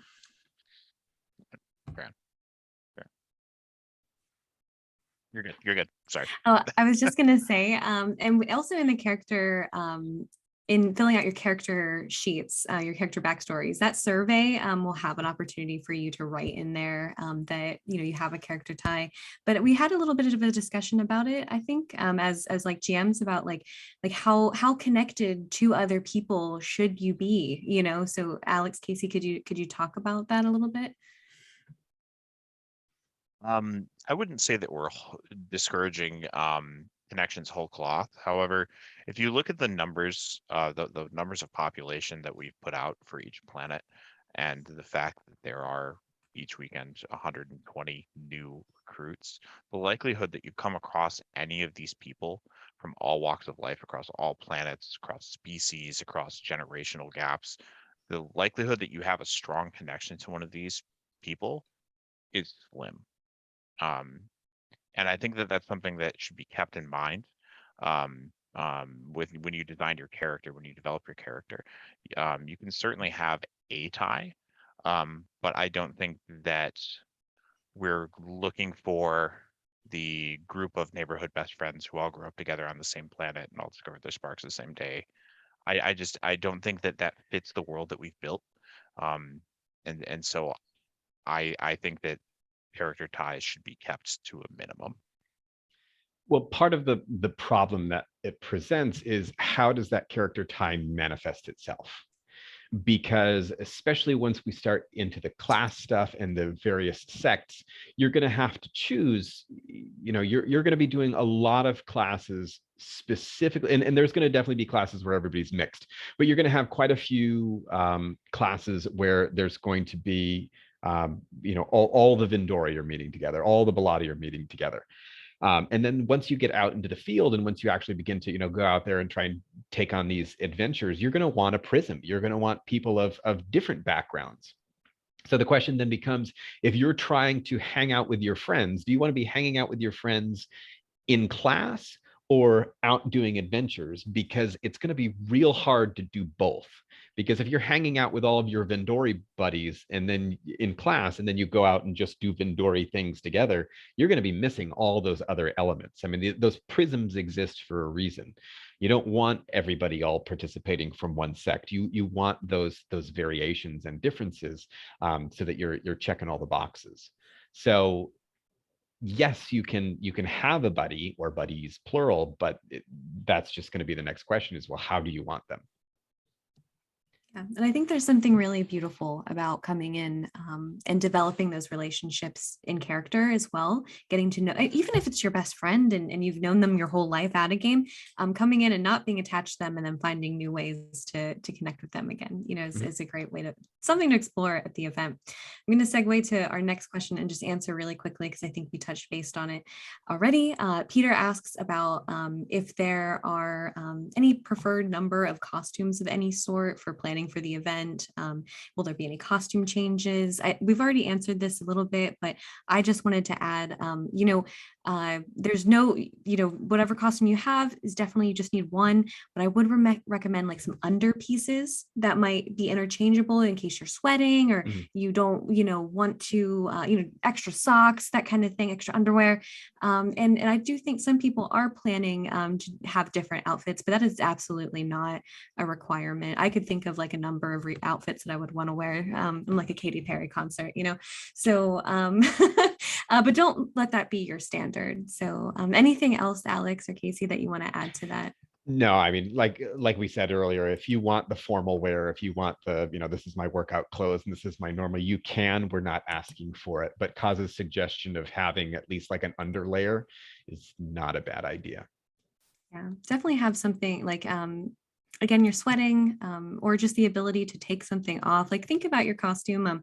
If someone's planning like long sleeves, maybe those long sleeves you are able to take off so that you're able to do combat, or it's a really sweaty day in Massachusetts. Yeah. I'm looking at the rest of the questions. You guys have them coming. There's lots more questions coming in. So our Casey and Alex, how are you feeling? I would request a hard stop at 11, but I'm happy to go until then.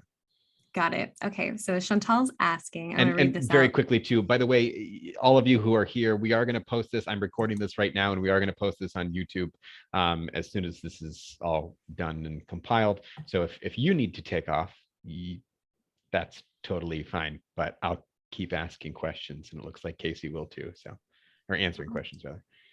And I'll keep reading them in the best way I can.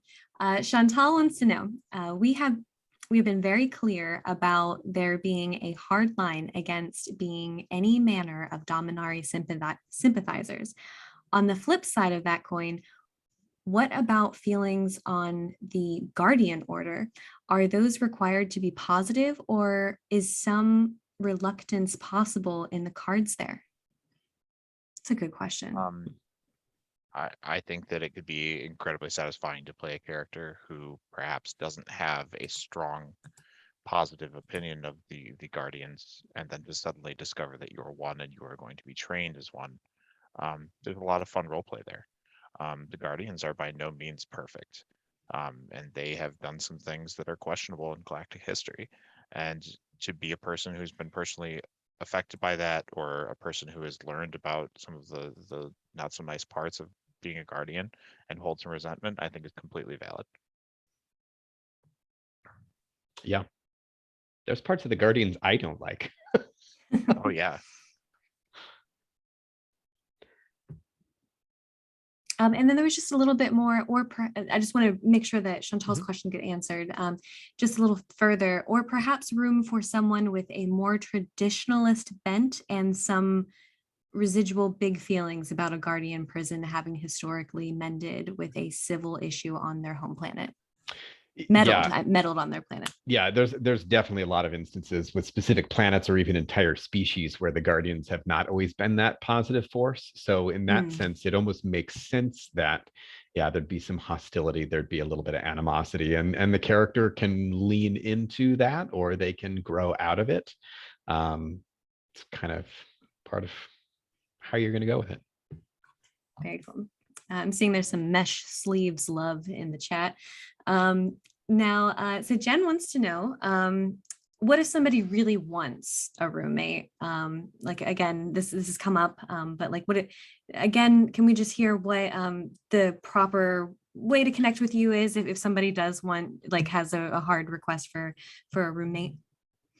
Yeah, again, I would email the info account. That's just info@questadventuregaming.com. At least it is for now until I can switch it over to the new name. But yeah, just make sure you shoot an email there. It's going to be a whole lot easier than if you just try and get a hold of me on Discord, because I don't always. There's a lot of things going on Discord. If you just send it to the email, then at least we'll have that. One of the staff members will see it. It's tricky because the rooms are small, and for the most part, it's just twin beds. There are very, very limited rooms that are in any way bigger than that. I think we're talking like 3 or 4. And there are some specific like in-character spaces that we really want to make sure that we have space for. I know Tessa, our Grandmaster, really wants to have her office. And so her room is always also going to be her office. So we're going to give her one of the bigger spaces. But yes, we will see what we can do. But there you go. Yeah, absolutely. And so space will probably be limited, and so contacting Alex as soon as possible will probably be best. And just you keep in mind that maybe Alex, like sometime, like if we can't get somebody like the same room, maybe a room next to each other or right across the hallway or something. Yeah. Certainly we can get you real close. Yep. And we won't be moderating your cuddle buddies. You can share a room if you need to. That's right. But they are twin beds, so good luck. So we have another question, and I really love this question. I always ask this question. It's about prisms. How permanent are prisms supposed to be? Do they form and break apart as needed, or are they represent a greater commitment? Do they represent a greater commitment? So the only canonical prism that we've really presented thus far has been in the short story. And for those of you who've been keeping up with that short story, that prism just ended. So moving forward, that story will no longer be that group of guardians. So in many instances, yes, it is intended to be something that's more temporary, especially at the higher levels where you're just being assigned to different jobs based on your skill sets within this world. For the purposes of the prisms as they exist at Starfall, that can totally be your posse. That can totally be your group and becomes something that's more permanent. One of the things, and Kaza, I think you and I actually had this conversation not too long ago. Certainly, the higher ups, the Grand Masters and the Supreme Master would probably very much recognize when two or more individuals work together very well. And they do have that sense of synergy. So sure, some of those prisms might end up being a bit more permanent, a bit more stable, depending on what it is that they're being asked to do. But yeah,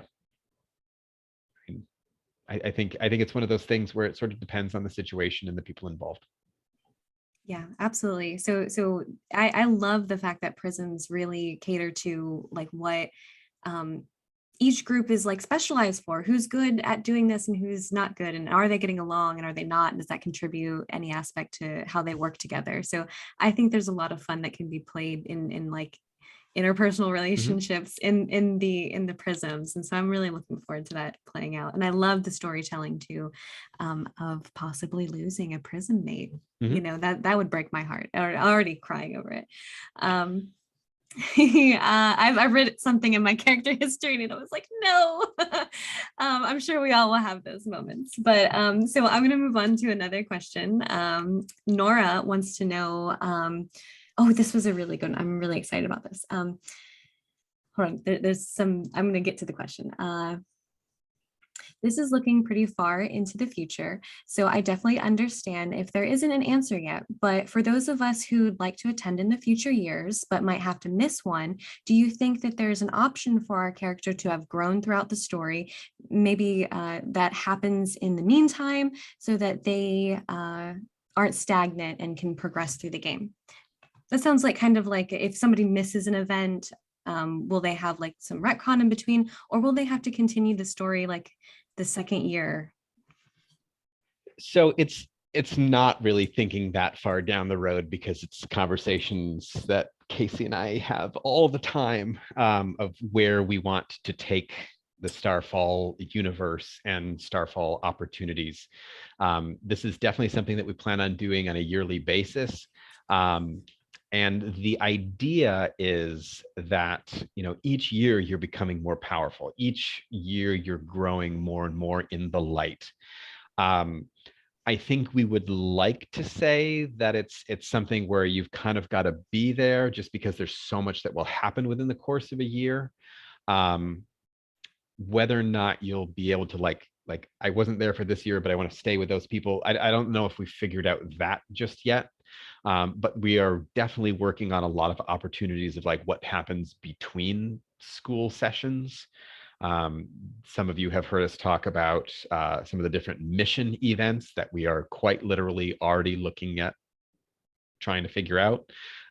So there would be little mini events that might just take a day or sometimes even less. But basically we'd be doing these all over the place where people would show up. You kind of whip out your character again. You'd employ those skills that your character has already learned, and then that would then benefit you once you get back to the actual campus for another event. We've looked at some mega game opportunities. So we really want Starfall to be this fleshed out world where there's so many cool different things that we can do with it. So as far as like the specifics about specifically what was asked there, it's still in the works, but just be aware that we're looking at so many different options for how to move this forward, and we're super excited about it. I was actually just at one of the potential sites for a mission yesterday. So cool. Oh, I'm so excited about that. Casey, anything you'd like to add?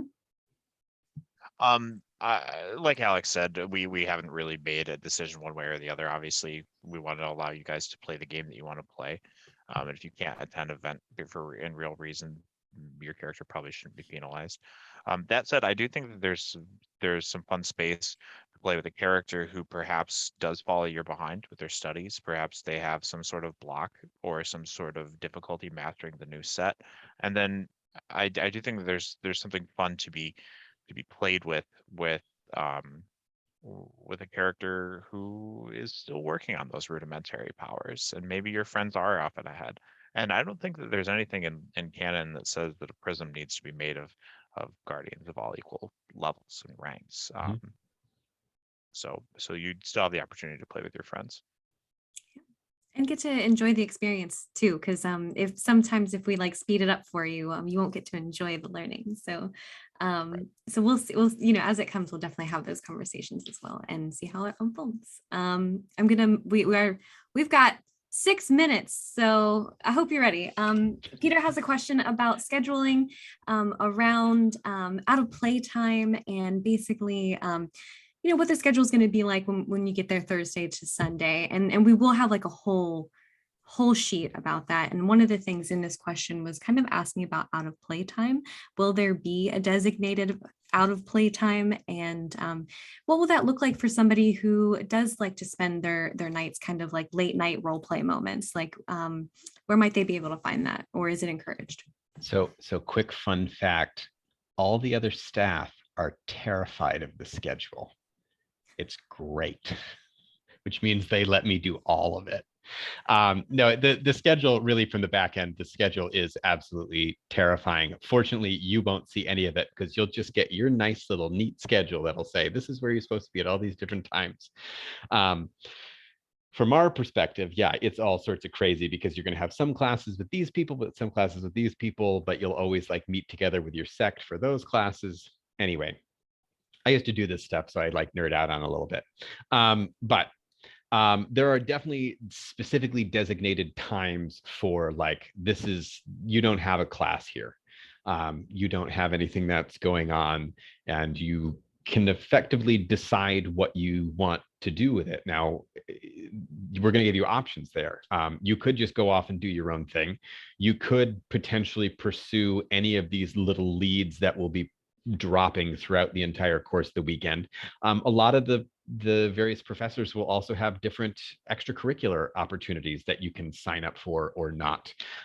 You can get involved with more combat kind of stuff and do a tournament. So even when there's downtime, like if you're not a person who does well with unstructured time, then you're going to have plenty of things to do. If you want to just go off and do your own thing, you have that option as well. So, I mean, this is going to be a packed weekend if you want it to. If you want a little bit more downtime and just like, I need to go take a nap, it'll be available to you. But yeah, I mean, the schedule's pretty cool. There's a lot of opportunity in that schedule. And I want to add some context to from the question as well. They specifically asked about Thursday and Sunday, and I think I know the answer. So Alex, correct me if I'm wrong. It is going to be most of Thursday will be out of character and will be us kind of onboarding, workshopping, showing you where you need to be, and guiding you through like the logistics of the event. And then we'll get into character. And then by Sunday, we will be out of character and in a more workshopping, debriefs, that kind of stuff, and kind of saying goodbye to the experience by Sunday.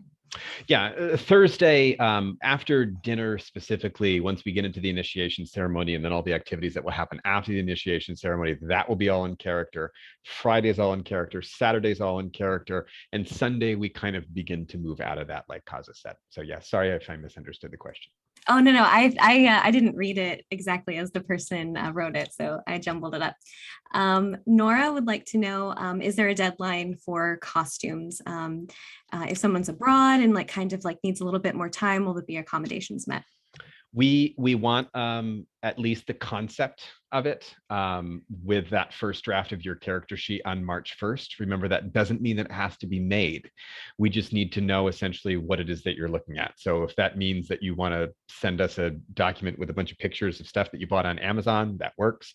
If you want a description of, I'm going to be wearing this white tabard with blah, blah, blah, blah, blah, that's fine too. We just want some sense of what it is that you're looking at with that initial character packet.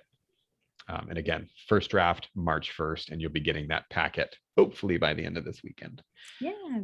And anything that comes up, make sure you communicate with us. I think we have room for 2 more questions. And I really like these questions because I've seen them answered a little bit. So Logan wants to know, how intense are the Bellotti classes going to be? Well, if you've met Jeremy, Casey, you want to answer this one? Jeremy is willing to make them as intense or as delicate as you need them to be. He is, bear in mind, everybody this year is a year 1 student, and Jeremy will be teaching you the basics of Form 1. That said, I'm sure that if you wanted Jeremy to push you, he would be more than happy to do that. But that said, everybody does receive Bellotti training, with the exception of Benefari pacifists. So they do need to be accessible.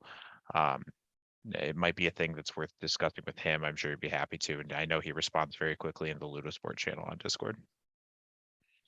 Also, he's used to teaching people of many different abilities. I know he works out of Horseheads, New York, and he actually runs a class that's specifically for people in wheelchairs.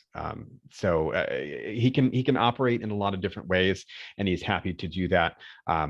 He's a very intense person in general. He loves what he does. But he also responds remarkably well if you just ask him for something. He's a fantastic person. Yes, and a great opportunity to like discuss, like if you are a Bellotti, you'll be talking to Jeremy, who's playing Master Jezza, a lot, and it's great to coordinate with him and talk about that level of intensity that you're looking for. Or if you are looking, maybe you get one of those classes you don't want to go, just tell him you're not showing up. So just make sure you reach out and you discuss it, and as much communication as possible. So this is going to be our last question. Coming up, I know it's 11 o'clock. I'm going to have you for 11:01. Azurai wants to know, is there going to be any form of documentation at the event happening? This has probably been touched on before, but are there photographers going to be there? Will there be a need to sign releases? Yes. So at this point, we have two photography teams and a pending videography team that I need to talk to. When you sign in, we're going to ask you for your permissions and all that. If you're the kind of person who does not want to be photographed or videoed, we actually are going to have a visual marker just so that they know not to be taking pictures or video of you. We're not sure if that's going to be a secondary armband or a bracelet or something, but we're working on that at the moment. But we'll definitely have some sort of visual element that will let them know, like, hey, give these people a little bit of a berth. So yes. Yeah. And I think one of the important things about that is that, like with the photography team and possible videography team, is that they are kind of there to provide like a service for you, get the photos that you're hoping to do so that you can enjoy your experience, and you don't have to focus on snapping a photo for yourself. However, I will say one of the parts of the debriefs that we are planning for is to kind of give you guys some opportunity time to go revisit the classrooms, walk around in your costumes, and take photos. I'm really excited to get into the debriefs with you guys at a later time, but we have a lot of stuff planned for you to kind of say goodbye to the experience, but also remember it. So I guess that is our final question for tonight on this live stream or live chat Q&A. Thank you all for attending. Alex, I know Alex and Casey will spend time, I think, to get to your questions at a later time, but is there anything else that you'd like to say? I mean, we're just so excited to share all of this with all of you, and you've already proven yourselves to be a remarkable community, and we're so thankful for that. Your enthusiasm and your passion for this world that we've been creating kind of keeps us going. So thank you guys for that. Thank you. Yeah, I mean it's 11 o'clock, so maybe it's not obvious, but we're absolutely teeming with excitement. Getting getting these worlds out and watching the reactions is an amazing feeling, and I just can't wait to see the costumes rolling in and the character concepts, and I can't wait to see you all turn on your lightsaber and crystal saber. Caught myself, crystal saber, and see what color you were assigned. See everybody else react. I think it'll be a really amazing opportunity. Thank you all so much. It's just been wonderful seeing everyone's kindness and everyone's questions and camaraderie to support each other and play this whole thing together. And I'm really looking forward to just seeing what story unfolds with you all. So thank you for coming here tonight and spending time with us. It was so nice to see some of your faces and see your questions. So And thank you so much, Kaza, for hosting. Yes, thank you, Kaza. thanks for having me, guys. All right. Well, thanks all. I'm going to go ahead and turn this off. Bye.